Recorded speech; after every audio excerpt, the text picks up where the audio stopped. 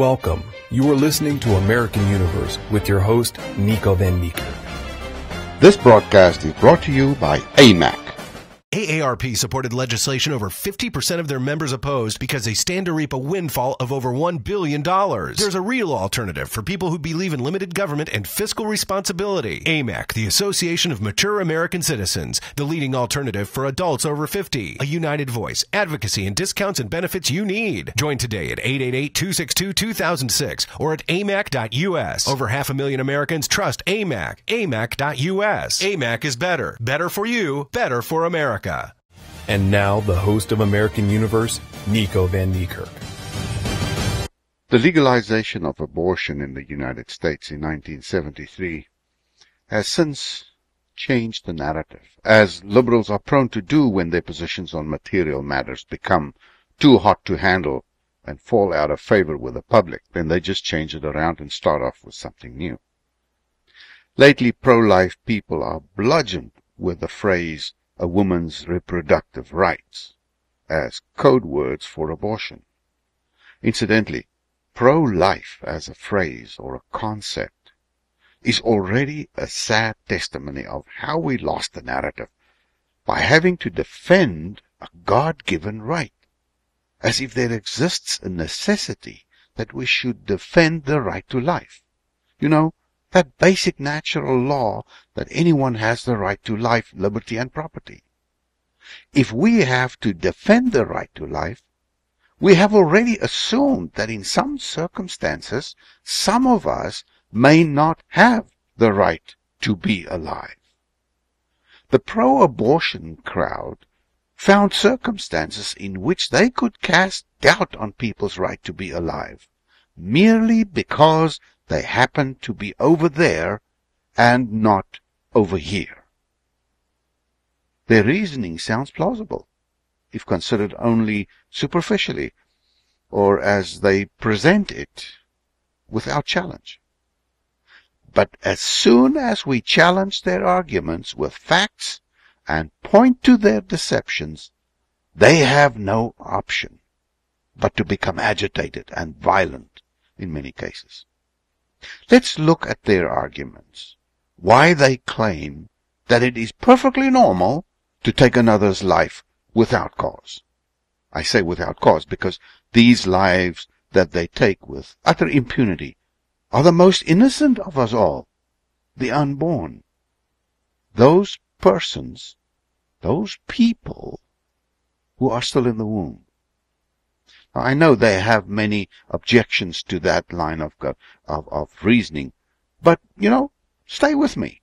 Let's go through these points and test their arguments. I have grouped it into 4 basic arguments that they raise. Firstly, they claim that a fetus is just an unviable blob of tissue. Secondly, they say that a woman has the right to choose what happens to her own body. And thirdly, they ask the question, what about abortion in the case of rape or incest? Surely that's justifiable. And the 4th point I'd like to discuss is that they say abortion is preferable if the life or health of the mother is threatened. All right, so let's take them one by one. And there may be many more arguments, but these are the primary reasons they offer as sufficient cause to end the life of a person in the womb. Firstly, then, they claim that a fetus is just an unviable blob of tissue. I want to split this argument that a fetus is an unviable blob of tissue into 2 arguments. The first is that they claim it's unviable. Let's treat that separately. And the second is that they claim it's only a blob of tissue, and therefore it's not a person. So, firstly, let's look at the viability argument of a fetus. The womb is a microenvironment, specially suited for sustaining the life of embryos and fetuses. An embryo is within 8 weeks after fertilization, and after that, it's called a fetus, just so you know.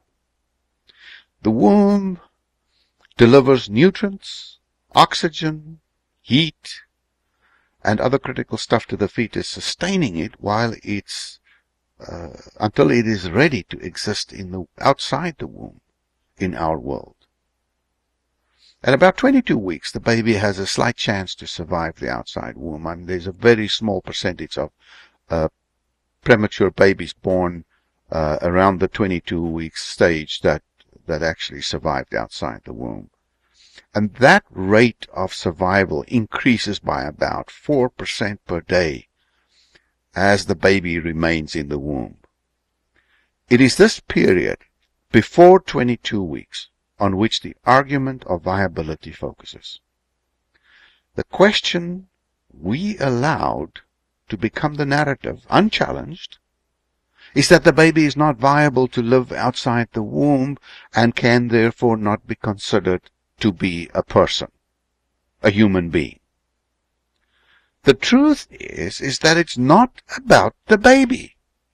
It is about the environment in which the baby lives that is removed from the baby, placing it in a hostile environment while it is not ready for that environment. It is the new hostile environment that kills the baby, not the fact that the baby is not ready for that environment. Let's use an analogy. Let's take this and become more practical. Take any grown-up. Let's say it's a city dweller. Someone who's used to the public transport system, used to restaurants, fast food, sports, and life in an apartment and working in an office. Now let's take that person to the desert. Let's say Death Valley in California or the Sahara in Africa. We strip that person totally naked. Not a thread of clothes to wear. And without food or water, abandon him in the desert with absolutely no knowledge of how to survive in his new environment. And within a couple of days of unimaginable suffering, that perfectly functioning, growing individual will be transformed into a blob of decaying tissue, unable to survive in his new environment. Not because the individual was not viable, but because he was placed in an environment for which he was completely unprepared and unsuitable to survive. He's supposed to die in that new environment. Now, people, from conception to grave, are dependent upon their environments, and they will quickly die if prematurely removed from that environment and left without care in the new environment, regardless of its age, regardless of whether it's an embryo or a fetus or a newborn baby or a toddler or a teenager or a grown-up or an old man. They will die if they are taken to a new environment without being properly cared. It's not about the baby. It's about hurling a baby into an environment which will most certainly lead to its death, just as the same action would lead to the death of an adult. So let's look at the blob of tissue argument. After fertilization, the embryo is indeed just a blob of developing tissue. It's indiscernible as a human being, or a rat for that matter. The question is whether that embryo is already a person or not. Conception is a miracle of nature. Through a miraculous process, cells divide and respond to their DNA signatures to become different organs and perform many different functions of life. There is no other process ever again in the life of the embryo until the embryo dies as an adult at old age. Nothing that rivals that of conception. Nothing at all. After conception, the only thing that occurs is natural growth, but nothing as dramatic and miraculous as fertilization ever again occurs in the life of the embryo. So the question we should ask pro-abortion people is to describe that process that is greater than fertilization, that causes a blob of tissue to be transformed into a person. suddenly causing it to receive constitutional rights, the right to life, which it didn't have before, that process that's bigger than fertilization. And it has to be a process that's greater than fertilization, because fertilization could not convey person status to the embryo. But somehow, at about 22 weeks, while nothing out of the ordinary happened to the fetus, the blob of tissue is transformed into a person. By what process? Explain that to me, please, and I will begin to understand your reasoning, your argument. Am I the only one who finds this an astounding deception over which we continuously seem to stumble when we debate these people? Point number 2, a woman has the right to choose what happens to her own body. Now, on the face of it, there's nothing peculiar about that statement, provided we recognize that men also have the right to choose what happens to their own bodies, of course. I mean, I'm a man, I would want some equality here. But the underlying motive of the statement is not so innocent. The hidden agenda lies in the justification of a mother to say whether she may terminate her pregnancy or not. And with this quote-unquote right to choose argument, reason is bludgeoned into submission. Who would want to deny a person the right to choose their own happiness? Is how the line is drawn. But it's not about the woman's body any longer. There is another person involved, which is why they had to first declare that a pregnancy does not involve a person, but a blob of tissue. As soon as they admit that another person with constitutional privileges is in their womb, the right to choose argument falls flat, as it has been formulated. If the courts let the argument of non-personhood prevail, then this argument will also prevail. But it flies in the face of reason and fact that some arbitrary time in the growth of people, this happened to be in the womb, but it's still people, results in their right to constitutional protection. That's absurd.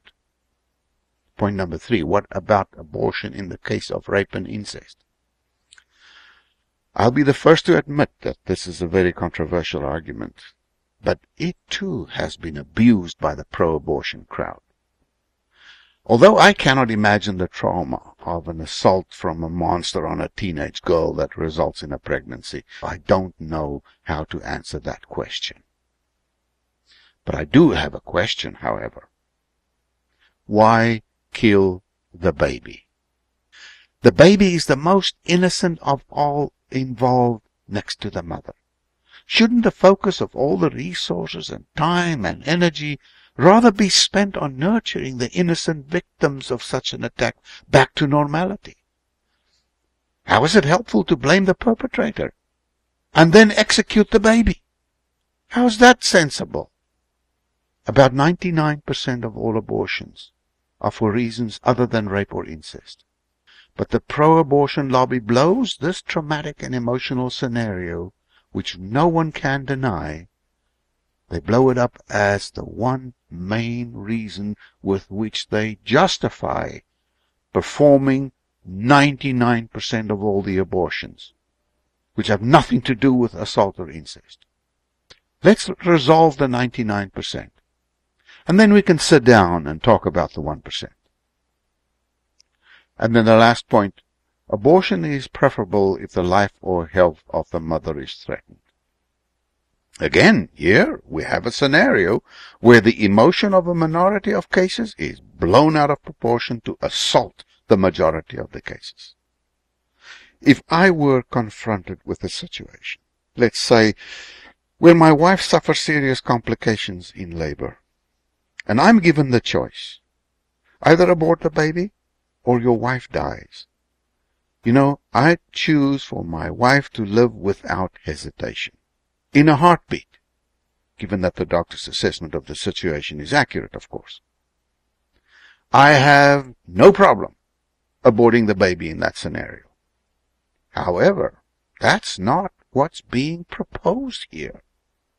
Again, we are victims of a sleight of hand to push a murder agenda rather than real-world tough decisions. With the definition of threat of the life of the mother, a wide discretion is left with the physicians and the mother. And they could only, up to this point, attribute 6% of the total amount of abortions to this argument. With such a wide discretion, they can only muster 6% of all the abortions. Adding this percentage to the one about rape still leaves 93% of all abortions being performed for the sake of convenience only. Once again, let's resolve the issue of killing babies for the sake of convenience and social considerations. And then let's talk about the others. There are certainly legitimate cases where this becomes a serious consideration. But killing 93% of the babies for convenience, and then you sound the alarm and howl at the top of your lungs about the 1%? That's absurd.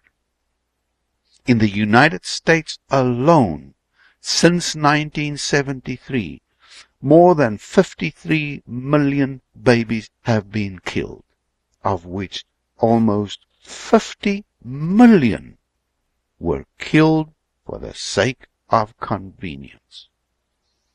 What a terrible crime is being inflicted upon us. We have lost millions and millions of potential artists, scientists, authors, poets, teachers, and economically productive people just because their lives were considered an inconvenience.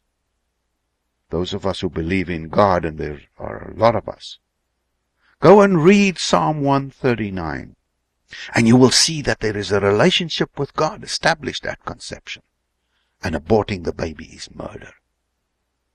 And those of you who do not believe in God, and there are a lot of you out there too, must realize that there is a relationship with a future established at conception, and aborting the baby is murder.